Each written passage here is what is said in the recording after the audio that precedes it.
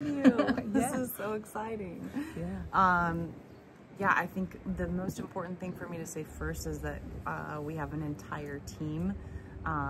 You know, I have 5 other partners that are incredibly dedicated, and you know, this is not something that I could possibly do on my own. Me and one other partner started this in 2018. And it's grown to a few other facilities, and we've had the opportunity to help probably, I don't know, hundreds if not 1,000 people since then, and it has been so incredibly rewarding.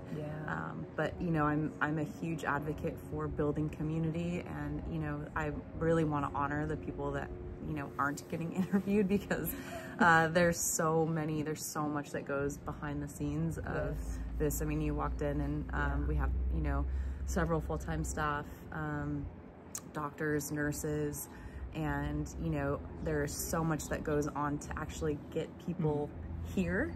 And then when they get here, it's really providing them the best care that we possibly can, while making it fun too, you know, and making it attractive, because I know that if I didn't have fun in my first few weeks of sobriety, I was not going to stay.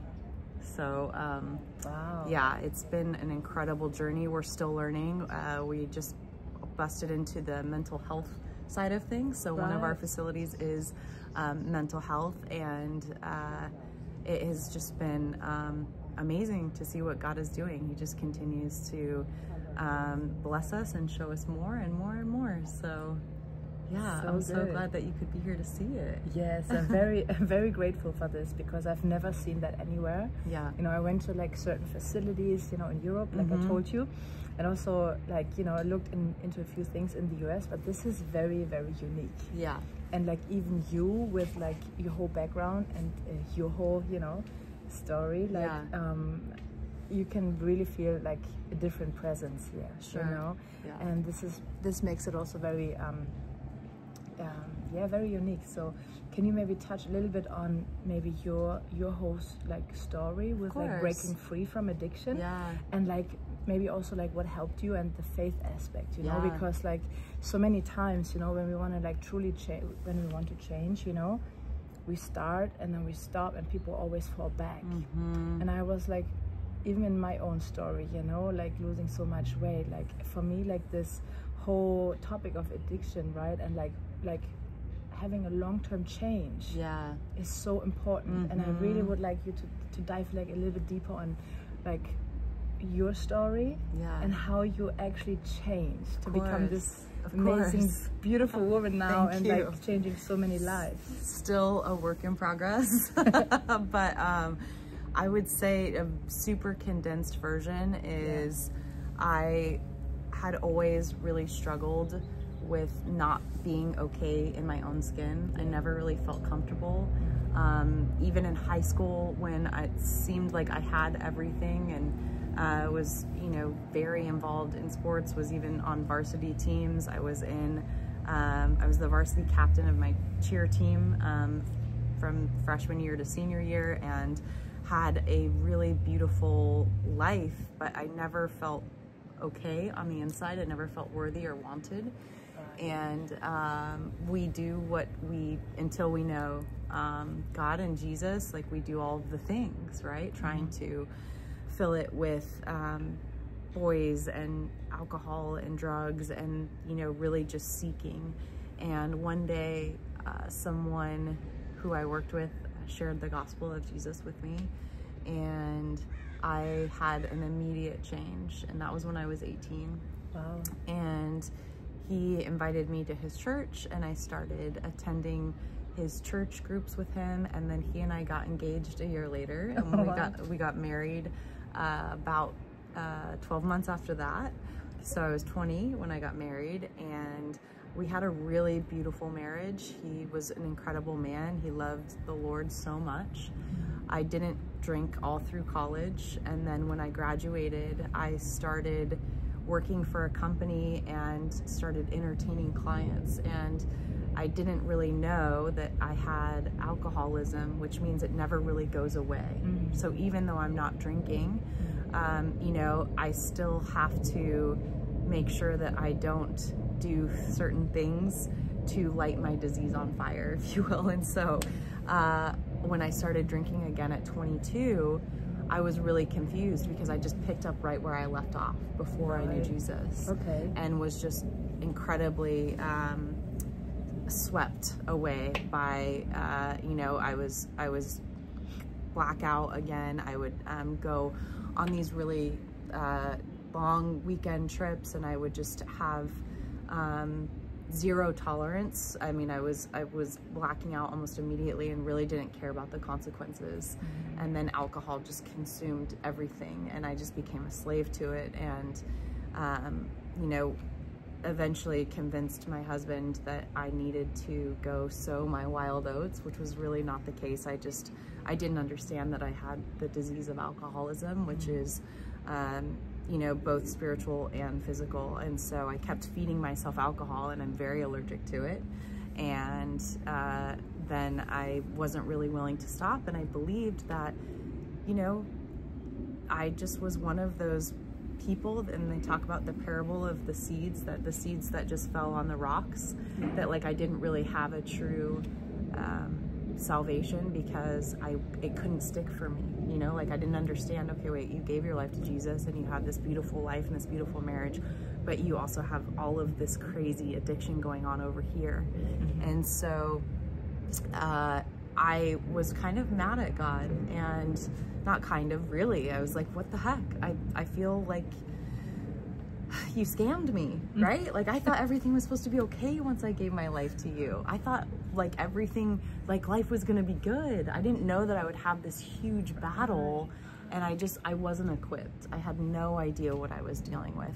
And so for about 7 years, I drank really heavily. I started experimenting with drugs, and would just go from location to location, trying to start over. Oh, if I get this job, if I get this, you know, car, if I start this career, oh, if I, you know, win this, you know, bodybuilding competition, like hoping that something would just fix it, and it never was enough.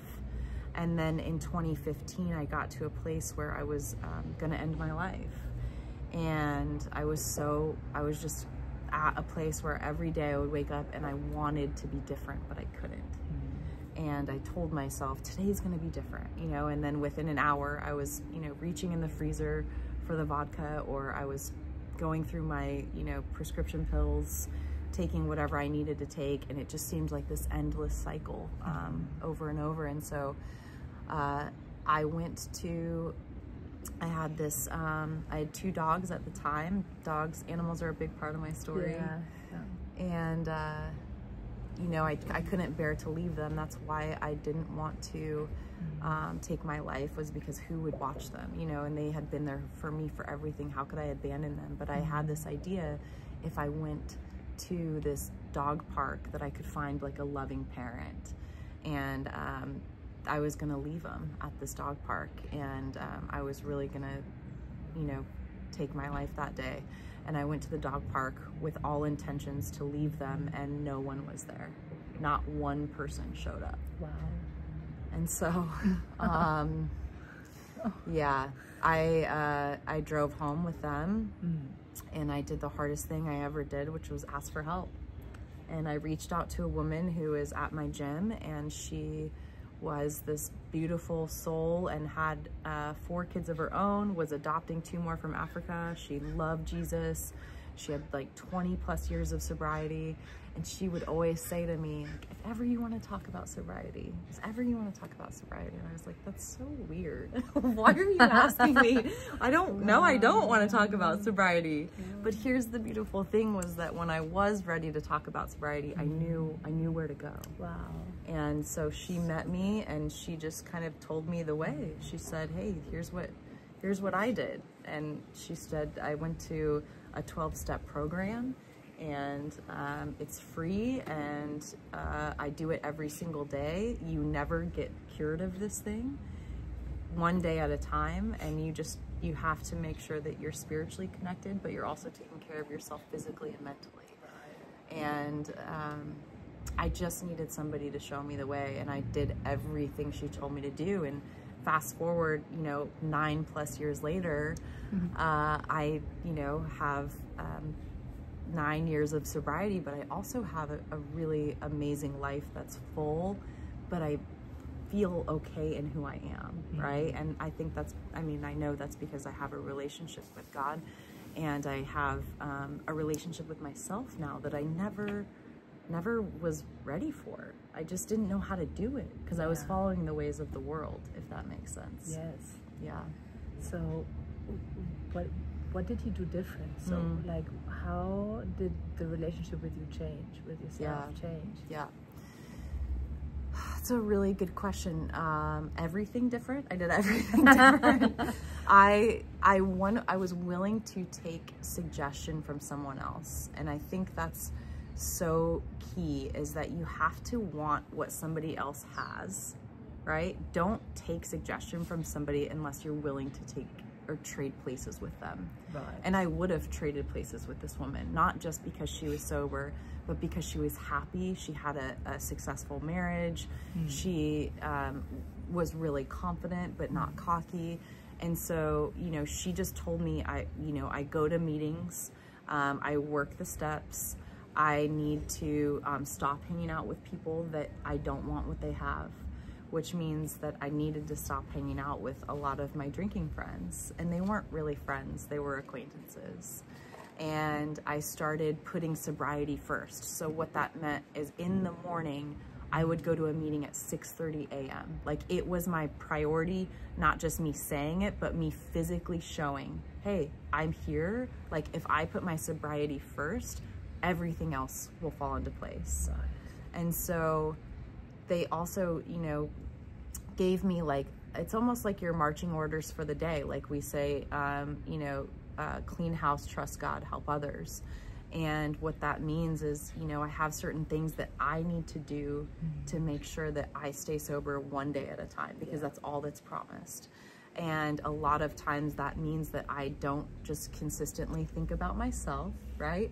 That I'm helping other people, that when I show up at a meeting and I'm asked to greet or make coffee, or if I'm asked to go to coffee afterwards, like, that was the hardest thing for me, because I just didn't want to do it, I was like, no, I want to go home. I want to just stay in my own little, like, isolated cocoon. Let me just do this by myself. And I was just taught, like, we recover together. Like, connection is the opposite of addiction. Right. And when we can truly have community and we truly feel a part of something bigger than ourselves, I promise you, you're like, our lives just change. I feel like we're all desperately seeking connection.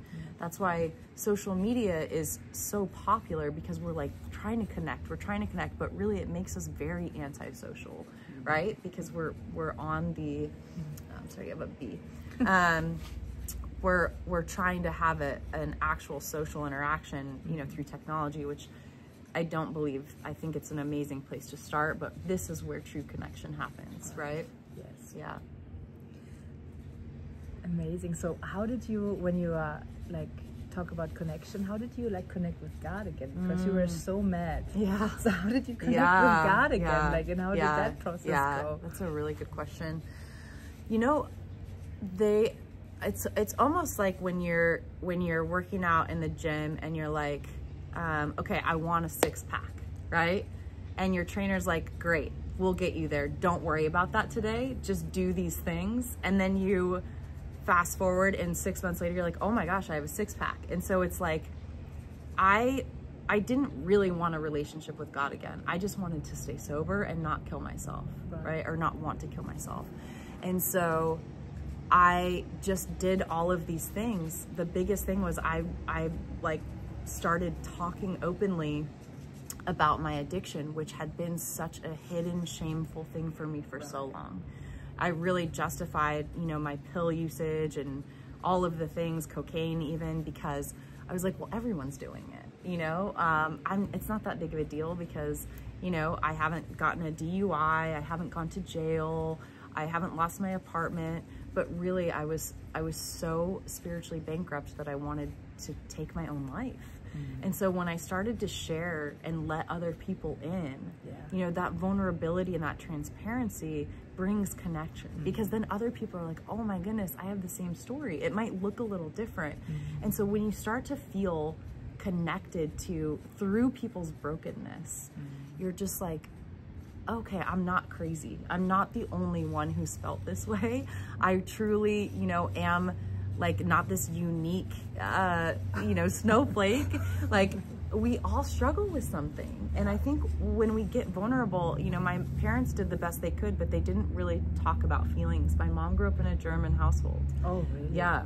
Wow. My grandfather was, this huge stoic German, you know, Air Force colonel, an incredible man. But, you know, I don't believe that it was, and I think that's very normal for our parents' generation to not talk about feelings. Really, like, let's just like move on and, you know, not really address it. Whereas I almost feel like the generations behind us are taking it too far, where you talk about every feeling you have. I like to be in the middle and just address things that come up that, you know, are like, I didn't feel seen or heard as a little girl. Whether that's true or not, I don't know. I grew up in a great home and have a beautiful family, but for whatever reason, I felt super neglected and super alone. And when you get into adulthood and you find ways to cope with that, and if it's not through genuine connection, we'll reach for the easiest thing, which is drugs or alcohol or sex or money or career or whatever it can just get, but it only takes you this far. And then you're like, it doesn't ever satisfy, it only intensifies the craving, you know, for more, because the real satisfaction is through God. And I feel like God put himself in every single one of us. So the more that we start to form a relationship with ourselves, that was another thing I didn't really know when I first got sober, was like, what kind of music do I like? You know, I've been living this, like, just go with everything, be the party girl for so long. And I got sober and I was like, do I even like country music? You know, do I even like rap music? Do I like pizza, or do I just eat it when I'm hungover? You know, like, feeling like I got to do this whole thing of self-discovery. And when you're acting in ways that you're not proud of, like, you know, doing just things that you know that you shouldn't be, whether you're called to be sober or not, you know, I believe that we all have a certain set of morals, and when you act outside of that, then you start to believe outside of that, and then you start to act even more outside of that, and you start to attract friends that are, you know, like, if you hang around 5 billionaires, you'll be the 6th. I promise you. You hang around 5 drug addicts, you'll be the 6th, right? So your company and who you're around is everything, but we attract, you know, what the type of person we are, not the person we want to be, you know, the type of person that we are. So, So what is one thing that you discovered about yourself that you didn't know before? That's so good.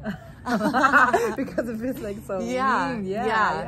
Okay, so one thing I think I didn't know, I wasn't certain of before.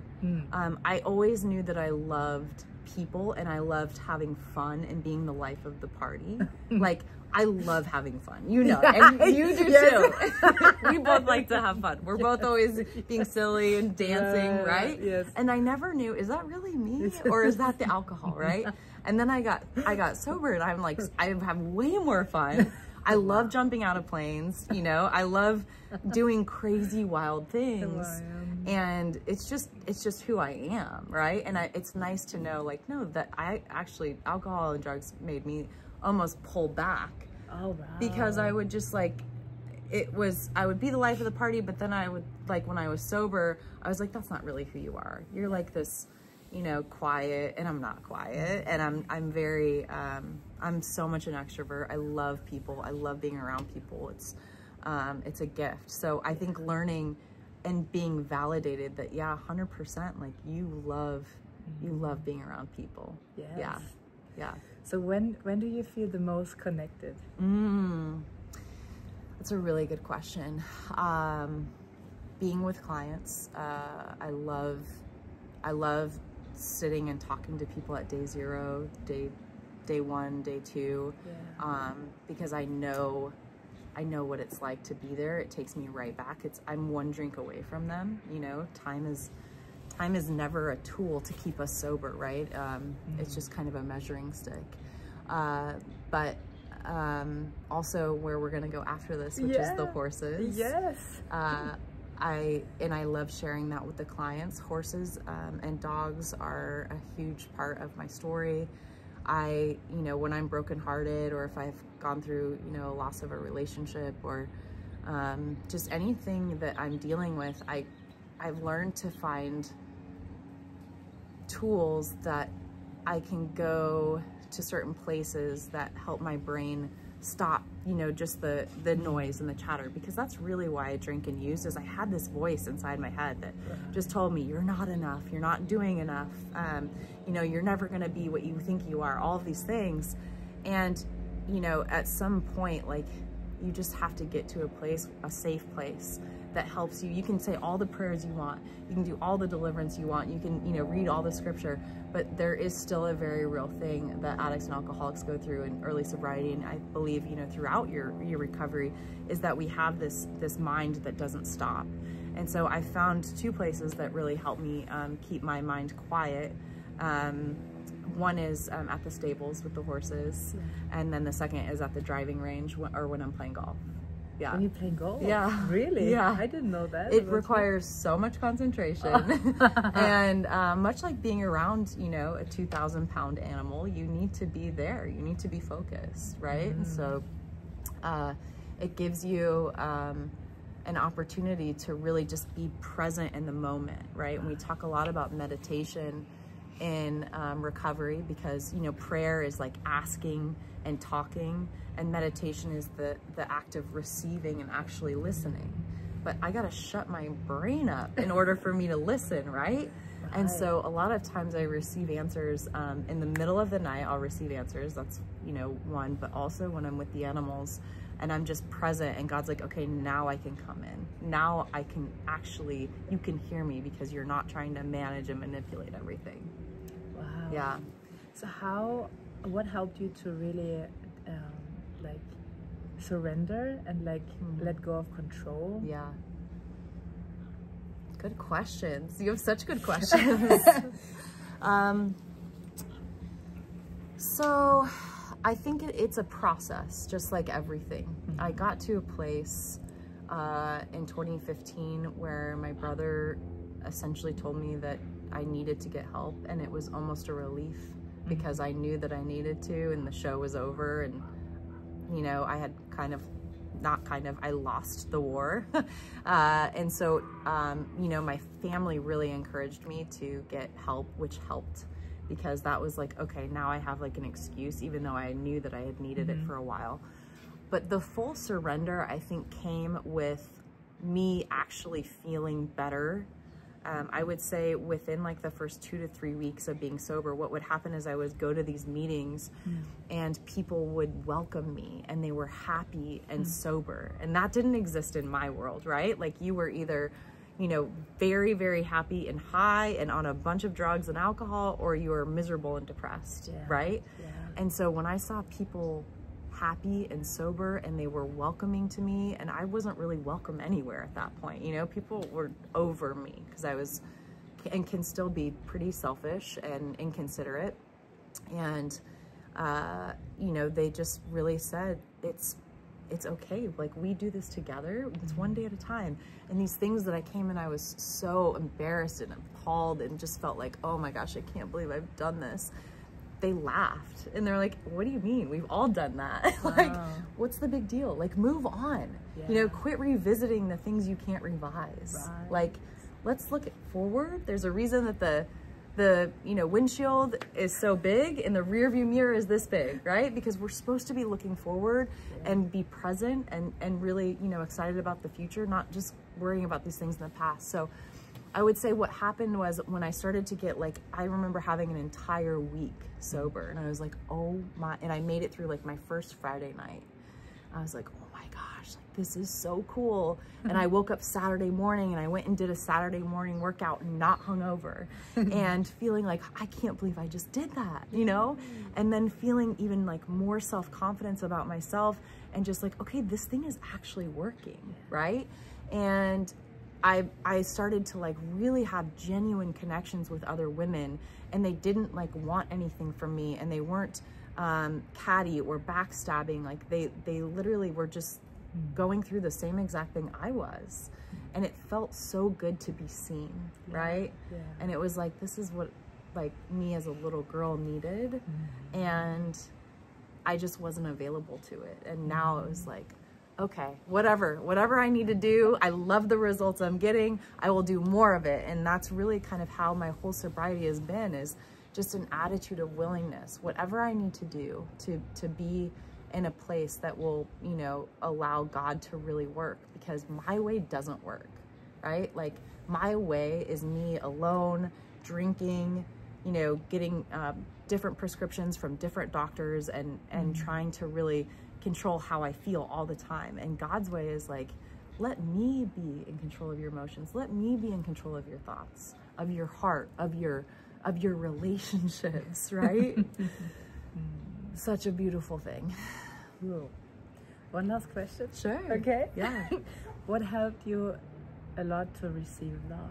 Oh.